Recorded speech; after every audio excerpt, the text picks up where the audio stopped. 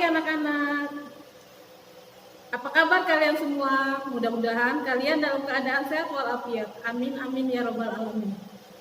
Bertemu lagi dengan Ibu Jamil di kelas 5 dalam pelajaran SKI. Pembelajaran SKI pada hari ini adalah tentang keperwiraan Nabi Muhammad SAW dalam perang Badar, perang Uhud, dan perang Khandaq. Perang Badar adalah perang yang pertama kali dilakukan oleh kaum muslimin dan kaum kafir Quraisy dalam sejarah Islam. Perang Badar terjadi pada tanggal 17 Ramadan tahun 2 Hijriah atau bertepatan dengan tanggal 8 Januari tahun 632 Masehi di sebuah lembah Badar. Makanya peperangan itu disebut Perang Badar. Jumlah kaum muslimin dalam Perang Badar adalah 317 orang, sedangkan kaum kafir Quraisy berjumlah 1.300 orang.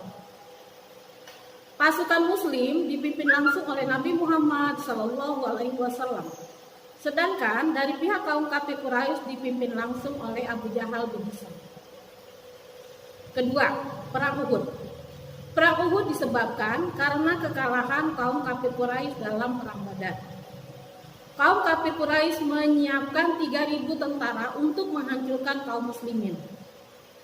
Kematian Abu Jahal bin Hisham dan Uqbah menimbulkan dan dendam yang membara. Perang Uhud itu dipimpin langsung oleh Abu Sufyan. Ketiga, Perang Khandaq.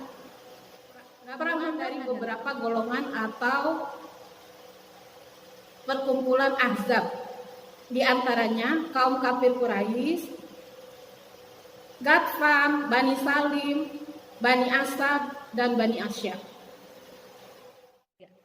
Disebut Perang Ahzab karena terdiri dari beberapa golongan Arab di bawah komando Abu Sufyan.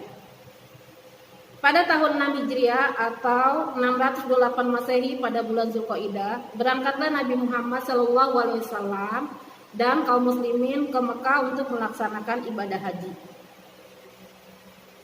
Kedatangan Nabi Muhammad SAW dan kaum muslimin ke Mekah itu ditolak langsung oleh kaum kafir Quraisy. Akhirnya disepakatilah perjanjian yaitu antara kaum muslimin dan kaum kafir Quraisy yang disebut dengan Perjanjian Hudaybiyah. Dalam menghadapi permusuhan dengan kaum kafir Quraisy, umat Islam melakukan langkah-langkah seperti: 1. Memata-matai, 2. Menyebar intel, 3. Peperangan, 4. Pemboikotan perekonomian dan lain-lain. Nabi pernah mengikuti beberapa peperangan, di antaranya Perang Badar, Perang Uhud, dan Perang Khandaq. Perang Badar dan Perang Khandaq, kaum muslimin mengalami kemenangan, sedangkan dalam Perang Uhud kaum muslimin mengalami kekalahan. Perjanjian Hudaybiyah terjadi karena umat Islam dilarang untuk melaksanakan ibadah haji di kota Mekah. Isi perjanjian Hudaybiyah diantaranya: 1. Kaum muslimin boleh melaksanakan ibadah haji pada tahun depan. 2. Adanya gencatan senjata selama 10 tahun. 3. Ibadah haji boleh dilaksanakan paling lama 3 hari tanpa membawa senjata. Demikianlah pelajaran SKI pada hari ini.